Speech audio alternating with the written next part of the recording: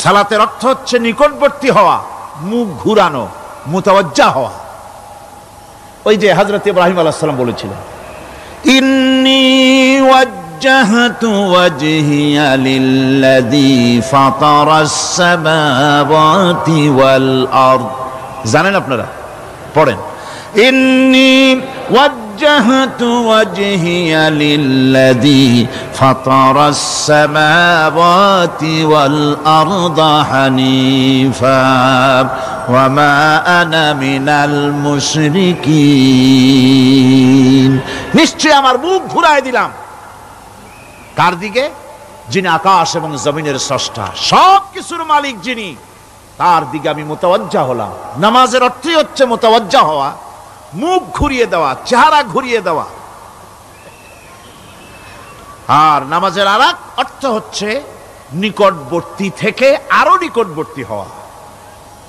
আল্লাহ রাব্বুল আলামিন বলেন, নিকটবর্তী হতে হলে ওয়াসজুদ ওয়াকতারিব, সেজদা দাও আর সেজদার মাধ্যমে আমার নিকটবর্তী হয়ে যাও।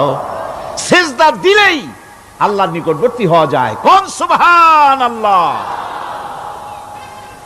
সাহাবী, আল্লাহ নবীর সাহাবী প্রশ্ন করেছেন, নবীজি, বান্দা কখন আল্লাহর নিকটবর্তী হয়ে যায়? নবীজি বলেছেন, বান্দা যখন সেজদা দেয় তখন আল্লাহর বান্দার মাঝে কোনো হিজাব থাকে না, একদম আল্লাহ পাকের নিকটবর্তী হয়ে যায় বান্দা যখন সেজদায় পড়ে যায়। সুতরাং নামাজ হচ্ছে নিকটবর্তী হওয়া, সালাত এটা হচ্ছে নিকটবর্তী হওয়া। নামাজ ফরজ হওয়ার কারণ হচ্ছে এই যে মানুষ আল্লাহর বান্দা বা গোলাম হিসেবে সৃষ্টি হয়েছে, তাই একমুখী হয়ে এর বন্দিগি করা এটা হচ্ছে তার স্বাভাবিক একটা প্রকৃতি। আল্লাহ রাব্বুল আলামিন এই প্রকৃতির দাবি মিটাবার জন্যই নামাজের ব্যবস্থা করেছেন। মানুষের ফিতরত, মানুষের নেচার, মানুষের ফিতরত হচ্ছে এই যে কারো না কারো কাছে মাথা নত করা, হাত জোড় করা, মাথা নত করা, সার্বভৌমত্বের মালিক কাউকে মনে করা। হাত জোড় করতে হলে, মাথা নত করতে হলে, সার্বভৌমত্বের মালিক হিসেবে কাউকে গ্রহণ করতে হলে আল্লাহর বিকল্প কেউ আছে নাকি? ইসলামের মূল দাওয়াতটা হলো ফিতরাত অনুযায়ী দাওয়াত দেওয়া হয়েছে, মানুষ যেন মাথা নত করে, গোলামি করে। এজন্য আল্লাহ রাব্বুল আলামিন বলেছেন যে আমি মানুষ এবং জিনকে সৃষ্টি করেছি, তার কারণটাই হলো মা খালাকতুল জিন্না ওয়াল ইনসা ইল্লা লিয়াবুদুন। মানুষ আর জিন জাতিকে সৃষ্টি করা হয়েছে ইবাদতের জন্য, গোলামির জন্য। ইবাদত আর গোলামি এটাই করতে হবে, গোলামি করতে হবে, দাসত্ব করতে হবে। আর এই দাসত্ব, আল্লাহর আনুগত্যই গোলামির দাওয়াত দিয়েছেন দুনিয়ার সব নবীরা। কোন নবী বলেন নাই যে আমার গোলামি করো। কেউ বলেছেন? বলেন জোরে, কেউ বলেছেন? আল্লাহ পাক বলেন, ওয়ালাকাদ বা'আসনা ফি কুল্লি উম্মাতির রাসূলা আন ইবুদুল্লাহা ওয়াজতানিবুত তাগুত। প্রত্যেক জাতির জন্য আমি রাসূল প্রেরণ করেছি, তারা মানুষকে দাওয়াত দিয়েছেন এই কথা বলে যে এক আল্লাহর গোলামি করো, তিনি ছাড়া কোনো ইলাহ নাই, আইনদাতা নাই, বিধানদাতা নাই, তার গোলামি, তার সামনে মাথা নত করে দাও। নামাজ হচ্ছে তাওহীদের অবশ্যম্ভাবী এক বহির্প্রকাশ। তাওহীদের জন্য তাওহীদবাদী মানুষ যারা, তাদেরকে নামাজ আদায় করতেই হবে। আকীদা বিশ্বাসের দিক থেকে তাওহীদ যদি হয় পুরা দ্বীনের মূল উৎস, তাহলে আমলের দিক থেকে নামাজ হচ্ছে পুরা দ্বীনের মূল ভিত্তি। নামাজ হচ্ছে আমলের মূল ভিত্তি, এর বাস্তবায়ন ছাড়া দ্বীন পূর্ণ হয় না। নামাজ মুমিনের কেবলমাত্র একটি উত্তম আমলই নয়, বরং নামাজ হচ্ছে ঈমানের মূল ভিত্তি। যার কাছে নামাজ নাই তার কাছে কিছুই নাই। রাসূল করিম সাল্লাল্লাহু আলাইহি ওয়াসাল্লাম বলেছেন, যে নামাজ যে ব্যক্তি পড়ে না, আল্লাহ পাকের সাথে তার কোনো সম্পর্ক বাকি থাকে না। সুতরাং এই নামাজটা হচ্ছে এই যে একমাত্র একাগ্র চিত্তে আদবের সাথে আল্লাহর সামনে রুজু হয়ে যাওয়া। কোরআনে কারীম বলছি, মুনিবিনা ইলাইহি ওয়াত্তাকুহু ওয়াকিমুস সালাতা ওয়া লা তাকুনু মিনাল মুশরিকিন। তোমরা আল্লাহর দিকে রুজু হয়ে যাও এবং তাকে ভয় করে অন্যায় কাজ থেকে বিরত থাকো, আর নামাজ কায়েম করো, মুশরিকদের অন্তর্ভুক্ত হয়ে যেও না। নামাজ কায়েম করা, নামাজের আদেশ কোরআনে কারীমের মধ্যে আল্লাহ পাক বহু জায়গায় করেছেন। ঈমানের পর নামাজই হচ্ছে সবচেয়ে বড় জরুরি।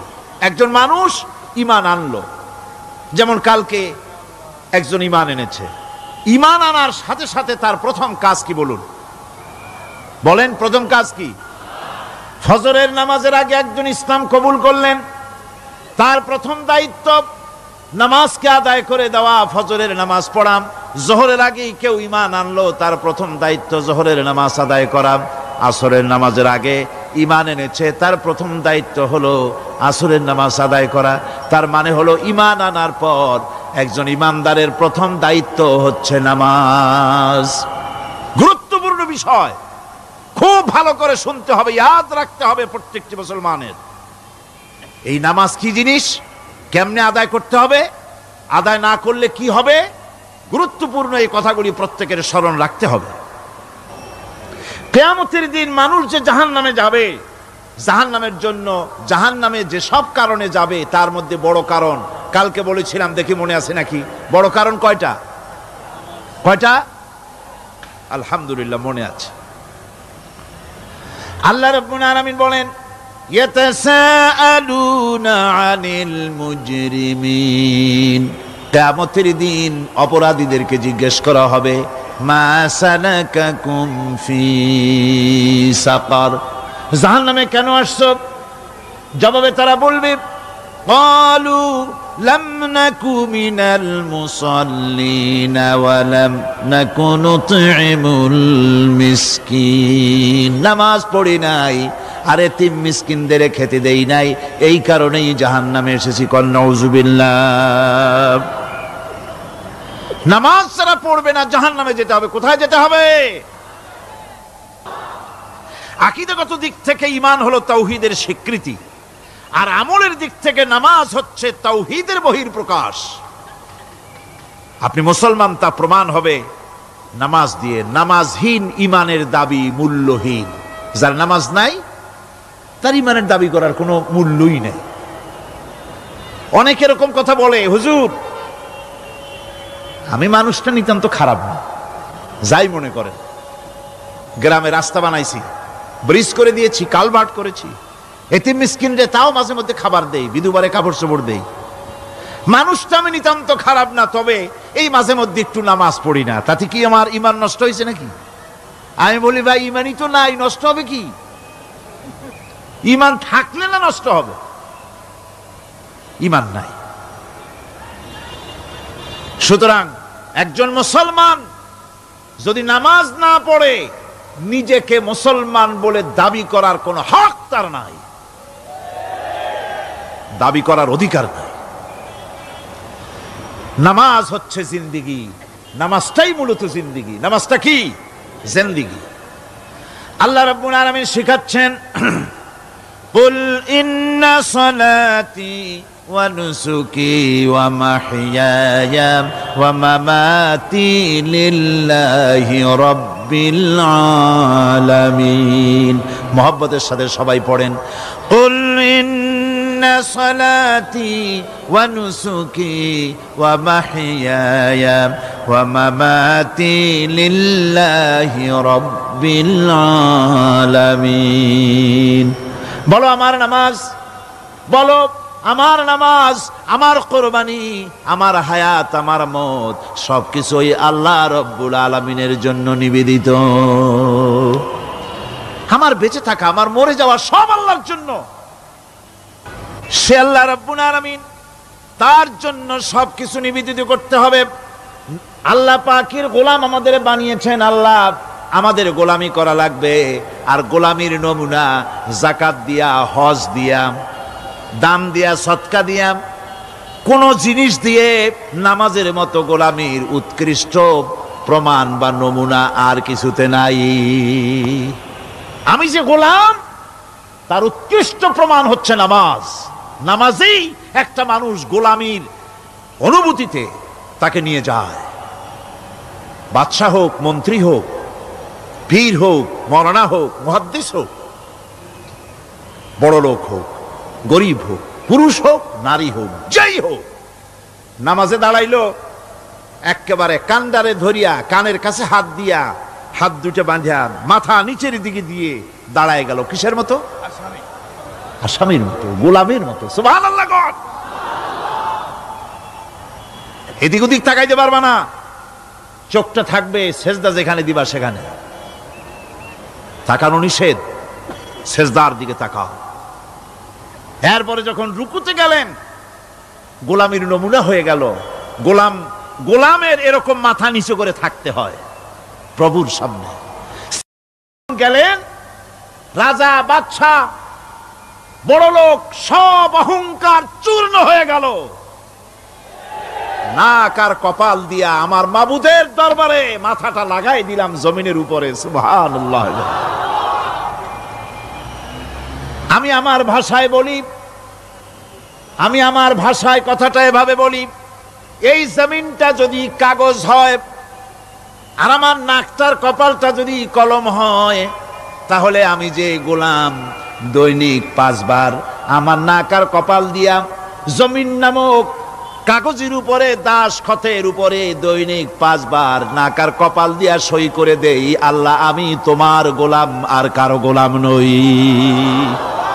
আমি একমাত্র তোমার গোলাম। ঘুমের থেকে উঠে সেজদা দিয়া বলি, দুপুরের সময় কাজ ফালাইয়া আর একবার বলি, বিকেল আসার আগেই আসরে আর একবার বলি, দিন যখন শেষ হয় আর একবার বলি, রাতে যখন শুতে যাই আর একবার সেজদা দিয়া ঘোষণা করি, মাবুদ আমি তোমার গোলাম। সুবহানাল্লাহ।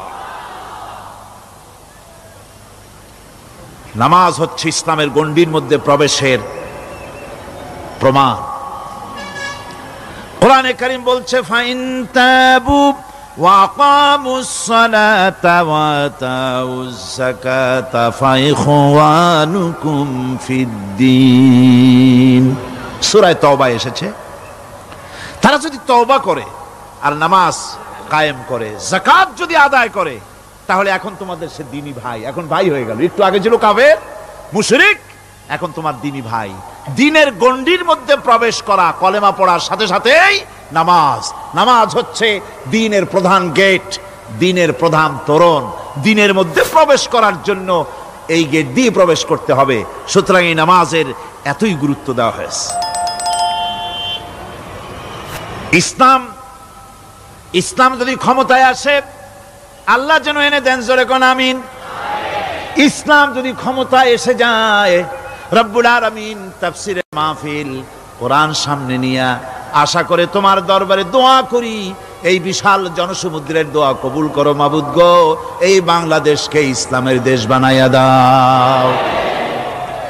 দেশটা যদি ইসলামের হয়ে যায়, আইন যদি আল্লাহর হয়, শাসন যদি সৎ লোকেরা করে, রব্বুল আলামিন কোরআন শরীফে বলেন, তাহলে তারা 4টা কাজ করবে। আল্লাযীনা মাক্কান্নাহুম ফিল আরদ আকামুস সালাতা ওয়া আতাউজ যাকাত ওয়া আমারু বিল মা'রুফি ওয়া নাহাউ আনিল মুনকার। মুমিনেরা ক্ষমতায় এসে প্রথম যে কাজটা করবে, প্রথমে ক্ষমতা এসেই নামাজ বাধ্যতামূলক করবে। প্রথম কি?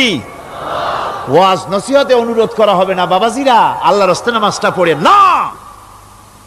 রেডিও এবং টেলিভিশনের মাধ্যমে রাষ্ট্রপ্রধান অর্ডার করে দিবেন, যারা আকেল বালিগ সকলের জন্য নামাজ বাধ্যতামূলক, নামাজ পড়তেই হবে। এটা অর্ডার। বেলা যখন 1টা বেজে যাবে, বেলা যখন 1টা বাজবে, সমস্ত মসজিদে আজান শুরু হয়ে যাবে। আজানের সাথে সাথে অফিস, আদালত, কল কারখানা, ক্ষেত খামার, শিক্ষাঙ্গন সব ডেডলক হয়ে যাবে। আধা ঘন্টার জন্য বন্ধ হয়ে যাবে। যারা মুসলমান অফিসে, কলেজে, ইউনিভার্সিটিতে, সর্বত্র তারা নামাজের জন্য প্রস্তুতি নেবেন।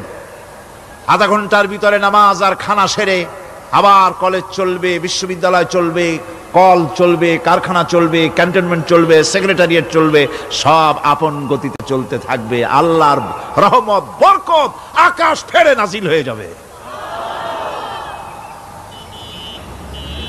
আর এই অর্ডার যে দেওয়া হবে, নামাজ পড়বেন সেখানে। থানায় যখন আজান হবে, থানায় আজান হয়ে গেছে, থানার স্টাফ, পুলিশ যারা আছে জামাতে খাড়া হয়ে যাবে, ইমামতি করবেন ওসি সাহেব। এসপির অফিসে এসপি সাহেব ইমামতি করবেন, ডিসি সাহেব তার অফিসে ইমামতি করবেন, মন্ত্রী সেক্রেটারিয়েট ইমামতি করবেন, প্রেসিডেন্ট বঙ্গভবনে ইমামতি করবেন, বিশ্ববিদ্যালয়ের ভাইস চ্যান্সেলরের ইমামতিতে সে জায়গার মুসলমান ছাত্র ছাত্রী, শিক্ষক শিক্ষয়িত্রী এক জামাতে নামাজ আদায় করবে। এই যদি হয় চিত্র দেশের, অপরাধ থাকবে? থানায় ওসি সাহেব নিজেই যদি জামাতের ইমামতি করেন, এইভাবে নামাজ আদায় করেন পুলিশদের নিয়ে জামাতে, ঘুষ আর খাবে তারা? এসপি সাহেবের অফিসে, ডিসি সাহেবের অফিসে মন্ত্রীরা যদি এভাবে নামাজ কায়েম করে, তাহলে কি অন্যায় অপরাধ কিছু থাকবে সমাজে? থাকবে না। সুতরাং নামাজ বাধ্যতামূলক করে দেওয়া হবে। নামাজ বাধ্যতামূলক, সকলকে নামাজ পড়তে হবে। নামাজ হচ্ছে অপকর্মের প্রতিবন্ধক। নামাজ পড়লে অন্যায় কাজ থেকে বাঁচার পথ। অন্যায় থেকে বাঁচাই কিসে? নামাজ। আল্লাহ রাব্বুল আলামিন বলেন, উতলু মা উহিয়া ইলাইকা মিনাল কিতাবি ওয়া কিমিস সালাম ইন্নাস সালাতা তানহা আনিল ফাহশাই ওয়াল মুনকার। হে নবী, এই কিতাব তেলাওয়াত করো, যা তোমার প্রতি অবতীর্ণ করা হয়েছে, এই কিতাব তেলাওয়াত করো আর নামাজকে প্রতিষ্ঠা করো। নিঃসন্দেহে নামাজ মানুষকে পাপাচার থেকে বাঁচায়া দেয়। অশ্লীলতা, পাপাচার থেকে মানুষকে বাঁচায় কে? জোরে চিল্লায় এখন কে? নামাজ। এই নামাজ মানুষকে অন্যায় কাজ থেকে বাঁচায় দেয়। নামাজ যে মানুষকে অন্যায় কাজ থেকে বাঁচায়, কেমনে বাঁচায়? আমরা যে নামাজ পড়ি, এই নামাজে তো আমাদেরকে অন্যায় কাজ থেকে বাঁচাইতে পারে না। নামাজি বহুত মানুষ আছে অন্যায় করে, করে কিনা? কোন না করে না? করে। নামাজি অথচ অন্যায় করে। আর আল্লাহ বলছেন নামাজিকে, নামাজ তাকে অশ্লীলতা থেকে ফিরায়। তাহলে কথা কারটা ঠিক? আল্লাহরটা। জোরে বলেন, কারটা ঠিক? অবশ্যই আমার আল্লাহর কথা হক। আমি ভুল করতেছি, আমি যেন কোথাও ভুল করতেছি, সামথিং ইজ রং, কোথাও যেন আমরা ভুল করে বসতেছি, সেই ভুলটা কি আমরা আবিষ্কার করতে চেষ্টা করবো ইনশাআল্লাহ। প্রথম যে কথাটা সেটা হচ্ছে এই যে আমরা যা নামাজে পড়ি আমরা তা বুঝি না। কথা ঠিক কিনা? আমি যদি এখন প্রশ্ন করি সামি আল্লাহু লিমান হামিদা অর্থ কি কোন, ফার্স্ট ডিভিশনে কয়েকটা লেটার নিয়ে ফেল করবেন এরকম লোক আছেন না নাই? সুবহান রাব্বিয়াল আলা অর্থ কি জানি না, সুবহান রাব্বিয়াল আযীমের অর্থ কি জানি না, দোয়া কুনুত অর্থ কি জানি না, তাশাহুদ অর্থ কি জানি না, সূরা ফাতিহার অর্থ কি জানি না, এমন কি উযুর মধ্যে কয়টা ফরজ তাও অনেকের জানা নাই। কথা কি বেশি বললাম না ঠিক বলছি? একজনে জিজ্ঞেস করলো, মিয়া উযুতে কয় ফরজ? কয় হুজুর কি মনে করেন যে বুঝি জানি না, এটা তো সাধারণ ব্যাপার, বলেন না কয় ফরজ? কয় উযুতে তো 17 ফরজ। কি কি? কয় হাত ধোয়া, পাও ধোয়া, মুখ ধোয়া, নাক ধোয়া, চোখ ধোয়া, জিহ্বা ধোয়া, মাথা ধোয়া। বলতে বলতে গুনে দেখা গেল প্রায় 19টার মতো বলছে। বলা হলো, মিয়া বললেন আপনি উযুতে ফরজ 17টা, কইলেন আপনি 19টা। কয় হুজুর জানি আরো, বলি না আপনাদের ভয়তে। উযু জানে না, নামাজ জানে না, তাকে এই নামাজ কেমনে ফিরাবে অন্যায় কাজ থেকে? কথা বুঝতে পেরেছেন? নামাজে আল্লাহু আকবার বললাম, এরপরে সানা পড়লাম, তারপরে সূরা ফাতিহা পড়লাম। সূরা ফাতিহার ভিতরে যে সমস্ত কথাগুলি বললাম সেই কথাগুলি বুঝি না, কি বলেছি তাও জানি না। এরপরে সুবহান রাব্বিয়াল আলা বলেছি, সুবহান রাব্বিয়াল আযীম বলেছি, সামি আল্লাহু লিমান হামিদা বলেছি, অর্থ কি জানি না। আল্লাহ তা শুনতে পান, যে ব্যক্তি আল্লাহর প্রশংসা করেন তিনি তা শুনতে পান। নামাজের মধ্যে আইডিয়া দেওয়া হচ্ছে, তুমি যে আল্লাহর জন্য নামাজ পড়তেছো, প্রশংসা করতেছো, এটা এমন নয় যে আল্লাহ পাক দেখছেন না বা শুনতেছেন না। তুমি যা বলতেছো, প্রশংসা করতেছো, আল্লাহ পাক তা শুনতে পাচ্ছেন। সামি আল্লাহু লিমান হামিদা, সুবহান রাব্বিয়াল আলা, আমি মহান সর্বশ্রেষ্ঠ আল্লাহ রাব্বুল আলামিনের পবিত্রতা ঘোষণা করছি, আমি তার প্রশংসা করছি। সূরা ফাতিহার কি আমরা বলি আপনারা ব্যাখ্যা দেখে বুঝে নিয়েন, সেগুলি আমি এখানে বলে বাকি কথা সব শেষ করতে পারবো না।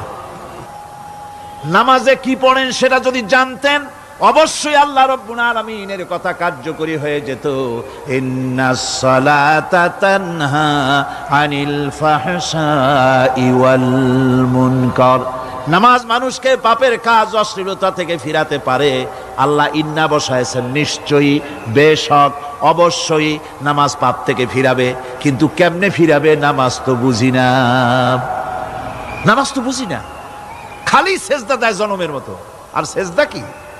নামাজে যদি দেখে ইমাম দেরি করতেছে, আত্তাহিয়াত পড়তে দেরি হয়ে যাচ্ছে, পিছন থেকে সিগন্যাল মারে, ঠিক কিনা? বেয়াদব, বেয়াদব। তোমার নামাজ, তোমার আত্তাহিয়াত আগে শেষ হয়েছে, তাতে কি হয়েছে? চুপ করে বসে থাকো।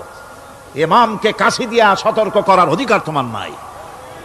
যদি ইমামকে সতর্ক করার জন্য কাশি দিয়ে থাকো, তোমার নামাজ ফাসেদ হয়ে যাবে। এটা ফাজলামি করার জায়গা না, এটা নামাজ। এর নাম কি? ধীরে সুস্থে নামাজ পড়তে হবে। অনেকে মসজিদটারে মনে করে জেলখানা, ঢুকতে যত দেরি, বেরোতে পারলে যেন বাসে যান ছটফট করে। সিনেমার মধ্যে গিয়ে ঘন্টার পর ঘন্টা বসে থাকে, খারাপ লাগে না? মসজিদে কেরাত যদি একটু লম্বা পড়ে, পিছনে বসে খালি কি যে করে মনে মনে বলতে থাকে যে ইমাম এমন কাঁচা ছাড়া ছাড়ি না। আর গান যখন শোনে শুনতেই থাকে, কত মজা, ঘুম আসে না। নাউযুবিল্লাহ। সুতরাং নামাজে কি পড়েন সেটা আপনাকে বুঝতে হবে।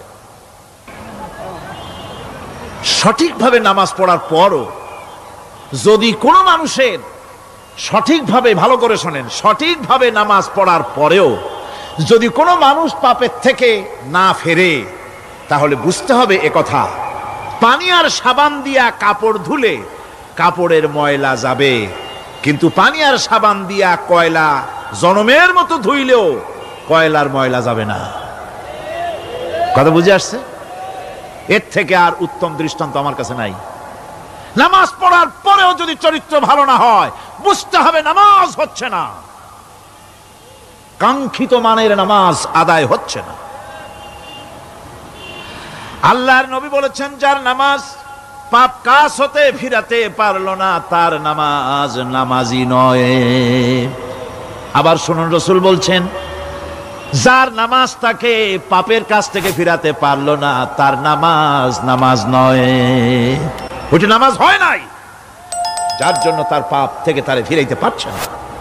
আর কিয়ামতের দিন বেনামাজিরা সবচাইতে বেশি অপমানিত হবে। সবচাইতে বেশি অপমানিত হবে কারা? বেনামাজিরা। কিভাবে? ইয়াউমা ইউকশাফু আন সাকিন ওয়া ইউদআউনা ইলাস সুজুদি ফালা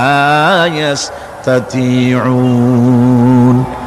সেদিন কঠিন সময়, আল্লাহ রাব্বুল আলামিন লোকদেরকে সিজদা করার জন্য বলবেন, কিন্তু যারা বেনামাজি ছিল দুনিয়ায়, তারা সিজদা দিতে পারবে না।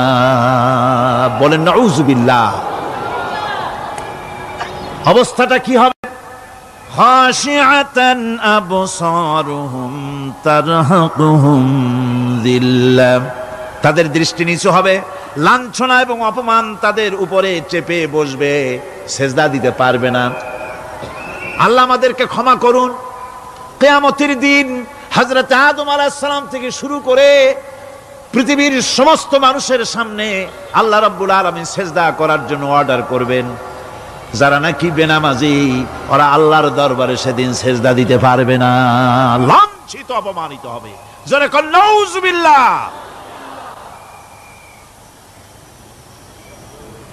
নামাজ, মুমিনের নামাজ একরকম, মুনাফিকের নামাজ হলো আর এক রকম। মুনাফিকরাও নামাজ পড়ে, পড়ে কিনা কন? মুনাফিকেরাও নামাজ পড়ে। মুনাফিকেরা যখন নামাজ পড়তে যায় আল্লাহ রাব্বুল আলামিন বলতেছেন ওয়া ইযা কামু ইলাস সালাতি কামু কুসালা। মুনাফিকেরা যখন নামাজ পড়তে দাঁড়ায়, নামাজে আসে ঠিক তারা, কিন্তু নামাজের জন্য দাঁড়ায় খুব শৈথিল্য ভারে, শৈথিল্য ভাবে দাঁড়ায়, কাহিলি সুস্তি, এ জায়গা চুলকায়, পায়জামা ধরে টান দেয়, টুপিটা ঘুরে আয়, এদিক ওদিক তাকায়। মুনাফিকের নামাজ দেখলেই ঠিক পাওয়া যায় যে বেটা মুনাফিক। এইভাবে সে দাঁড়ায়। তার নামাজটা কি জন্য? ইউরাউনান নাসা ওয়া লা ইয়াযকুরুনাল্লাহা ইল্লা কালিলা। তাদের নামাজ হচ্ছে মানুষকে দেখাবার নামাজ। নাউযুবিল্লাহ। এখন দেখবেন এই মৌসুম আসছে, নামাজের মৌসুম, বেনামাজিদের নামাজের মৌসুম। জনসভা হচ্ছে, নির্বাচন আসতেছে, নামাজে রক্ত হয়ে গেছে, তাড়াতাড়ি আজান হয়ে গেল। টুপি না থাকলে রুমাল একটা মাথায় দিল, উজু আছে কি না আছে, আল্লাহু আকবার, যা আছে কপালে হয়ে যাক। মানুষকে দেখাবার জন্য এরা নামাজ পড়ে। এরা আল্লাহ শরণার্থে নামাজ খুব কম লোকই করে। এরা হচ্ছে মুনাফিক। দুনিয়া এবং আখিরাতে কল্যাণের জন্য একমাত্র মাধ্যম হচ্ছে নামাজ। দুনিয়াও যদি কল্যাণ চাই, আখিরাতেও যদি কল্যাণ চাই, তাহলে এর জন্য কি করতে হবে? কি করতে হবে? আমার কথা নয়, আল্লাহ রাব্বুল আলামিনের কথা শুনুন। রব্বুল আলামিন বলেন ক্বাদ আফলাহাল মুমিনুন আল্লাযীনা হুম ফি সালাতিহিম খাশিউন ওয়াল্লাযীনা হুম লিয-যাকাতি ফাঈলুন ওয়াল্লাযীনা হুম লিফুরুজিহিম হাফিজুন। নিশ্চিতভাবে সেই সব মুমিন কল্যাণ লাভ করবে, নিশ্চিতভাবে।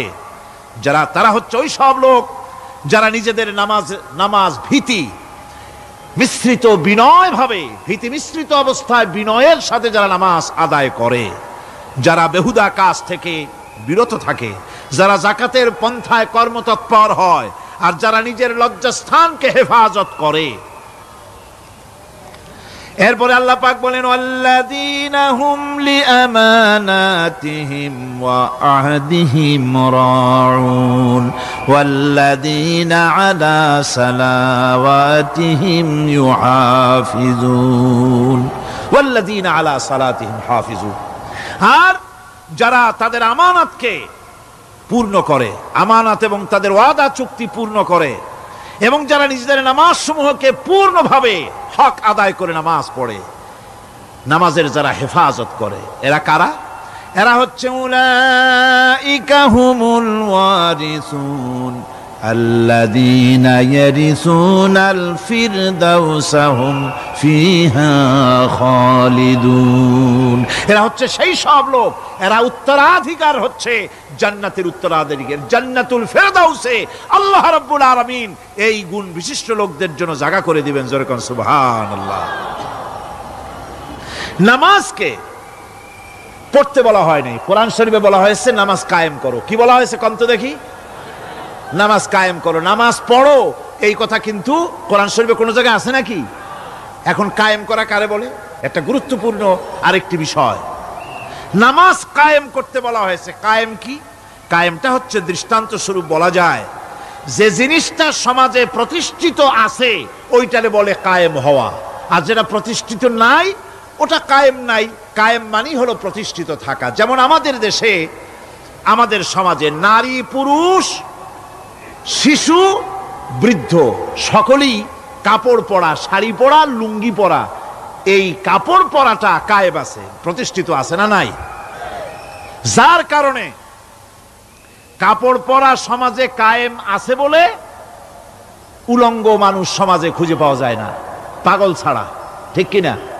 একটা বাচ্চাকেও যদি উলঙ্গ হতে বলেন এখানে, 5 বছর 6 বছরের একটা বাচ্চাকেও, সে কিন্তু রাজি হবে না। ঠিক কিনা? যেহেতু কাপড় পরা সমাজে প্রতিষ্ঠিত আছে, সেহেতু উলঙ্গ মানুষ পাওয়া যায় না, কাপড় পরাটাই এখানে প্রতিষ্ঠিত। সুতরাং এখন অবস্থাটা এই হয়েছে, কাপড় পরা প্রতিষ্ঠিত আছে বলে কোন উলঙ্গ মানুষ এসে যদি এই মঞ্চে দাঁড়ায় আর বলে আমাকে একটু বক্তৃতা করতে দেন, আপনারা কি করবেন? মঞ্চে তো উঠতেই দিবেন না। উলঙ্গ মানুষ যদি কোনো চাকরি নিতে যায় ইন্টারভিউতে, তাকে লাইনে দাঁড়াইতে দেবে? দেবে না। এমন কি উলঙ্গ হয়ে যদি বাড়িতে প্রবেশ করে, তার বউ দূর দূর করে তাড়ায় দেবে। ঠিক কিনা? যেহেতু সমাজের ভিতরে কাপড় প্রতিষ্ঠিত আছে, সেই জন্য এই উলঙ্গ মানুষ পাওয়া যায় না। অনুরূপ ভাবে নামাজ যদি প্রতিষ্ঠিত হতো সমাজের ভিতরে, তাহলে বেনামাজি খুঁজে পাওয়া যেত না। চাকরি করতে গেলে সেখানে নামাজ মানদণ্ড হয়ে যেত, নামাজ পড়ে কিনা তা দেখে নেওয়া হতো। বেনামাজি লোক পাওয়াই যেত না যদি প্রতিষ্ঠিত থাকতো। প্রথম প্রশ্নই হতো তুমি নামাজ পড়ো কিনা। ইলেকশনে যদি একজন উলঙ্গ মানুষ এসে দাঁড়ায়, ভাইরা এবার আমার বোতল মার্কা বাক্স, উলঙ্গ মানুষ এসে ভোটে দাঁড়াইছে, আপনারা ভোট দিবেন? দিবেন। ওইটা কাপড় প্রতিষ্ঠিত আছে বলে, লুঙ্গি প্রতিষ্ঠিত সমাজে আছে বলে উলঙ্গ মানুষকে আপনি ভোট দিবেন না। নামাজ যদি প্রতিষ্ঠিত থাকতো সমাজে, বেনামাজি মানুষ যদি এসে মঞ্চে দাঁড়ায়া যতই বলতো আমি ক্ষমতায় গেলে এই করব সেই করব, নামাজ প্রতিষ্ঠিত থাকলে পরে বেনামাজিরে কেউ ভোট দিত না। নামাজ যদি প্রতিষ্ঠিত থাকতো, তাহলে অফিসের অফিসার তো দূরের কথা, বেনামাজি অফিসের ঝাড়ুদারের চাকরিও তার কিসমতে জুটতো না, যদি নামাজ প্রতিষ্ঠিত থাকতো। এর নাম হলো নামাজ কায়েম হওয়া। নামাজ কায়েম থাকলে এই অবস্থার সৃষ্টি হতো। এই জন্য আল্লাহ পাক বলেছেন নামাজকে কায়েম করতে হবে। নামাজ হবে সব ভালো কাজের মানদণ্ড। সমস্ত ভালো কাজের মানদণ্ড কি? নামাজ। নামাজ আমাদেরকে বড় রকমের শিক্ষা দেয়। কি শিক্ষা দেয়? নামাজ আমাদের শিখায় ঐক্য আর ভ্রাতৃত্ব। ভ্রাতৃত্বের আর ঐক্যের শিক্ষা দেয়। এক নেতার আনুগত্য করা শিখায়। জামাত যত বড় হোক, ইমাম হবে কয়জন? একজন ইমাম হবে। আর এই ইমাম মানে কি? নেতা। ইমাম মানে কি? নেতা নির্বাচন শিখায় নামাজে। নেতা নির্বাচন কে শিখায়? নামাজ শিখায়। বোঝেন খুব ভালো করে। কিভাবে? মনে করুন চট্টগ্রাম শাহী মসজিদে ইমাম প্রয়োজন। এখন সেই ইমাম নেওয়ার জন্য ইন্টারভিউ কল করা হলো, বিজ্ঞাপন দেওয়া হলো পত্রিকায়। অনেক আলেম আসলেন। ইন্টারভিউ বোর্ডে যারা বসলেন, তারা ইন্টারভিউটা কিভাবে নেবেন? যার মাথার চুল লম্বা বেশি তার ইমামতি দেওয়া হবে, যার লুঙ্গিটা পায়ের গিরার তলে তারে দেওয়া হবে, যার মোষটা মুখের মধ্যে গিয়া ঢুকছে, হাসি দিলে বুঝাই যায় না হাসে না কান্দে, তারে দিবে। দাড়িগুলা কামাইছে তারে দেবে। সিগারেট খায়, বা অবশ্য চট্টগ্রাম আর সিলেটে সিগারেটের ফতোয়া ভিন্ন রকম। বরিশালে আমি যেখানে জন্মগ্রহণ করেছি, আমার এলাকায় কোনো আলেম যদি সিগারেট খায়, মসজিদের ইমাম তো ভালো, মসজিদ ঝাড়ু দিতেও ঢুকতে দেবে না মসজিদে। এটা এই এলাকার এক রকমের কায়দা। আমি এটার ব্যাপারে কথা নাইবা বললাম। তো আপনারা খুঁজে দেখবেন সে সিনেমা দেখে নাকি, মিথ্যা কথা বলে নাকি, বউ পর্দায় থাকে নাকি। এগুলি মাইক্রোস্কোপ যন্ত্র দিয়ে ইমামের মাথা থেকে পা পর্যন্ত দেখবেন কিনা কন? আচ্ছা এবার কত দেখি, এই ইমাম সাহেব ইমামতি করবে কতজন লোকের? 500, 1000। শাহী মসজিদে ধরেন 5000 লোক হইল। 5000 লোক, 5000 লোকের ইমাম নির্বাচনের সময় পা থেকে শুরু করে মাথা পর্যন্ত দেখেন, এমনকি বউ পর্যন্ত। বৌমনি আনিয়ে দেখেন না, পর্দায় থাকে কিনা এইটা আপনারা দেখেন, ঠিক কিনা? এ খবরটা নেন।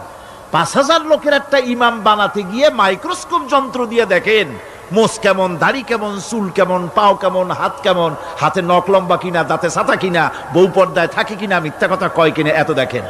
আর যখন নির্বাচন আসে তখন 2.5 থেকে 3 লক্ষ মানুষের জন্য একজন এমপি নির্বাচিত হয়। সেই ইমামকে বাছাই করার জন্য নামাজ পড়ে কিনা, জিনাকার কিনা, মদখোর কিনা, সুদখোর কিনা, ঘুষখোর কিনা, বদমাশ কিনা বাছাই করা হয় না।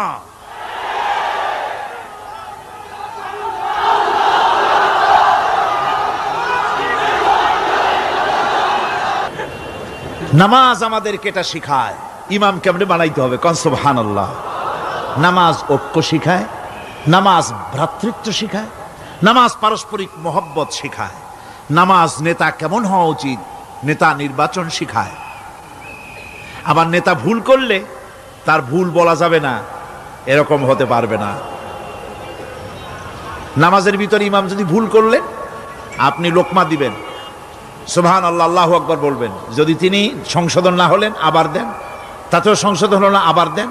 3 বার লোকমা দেওয়ার পর যদি ভুল সংশোধন না করে নামাজ ছেড়ে দেন, ইমামকে বের করে দেন, নতুন ইমাম নিয়োগ করেন।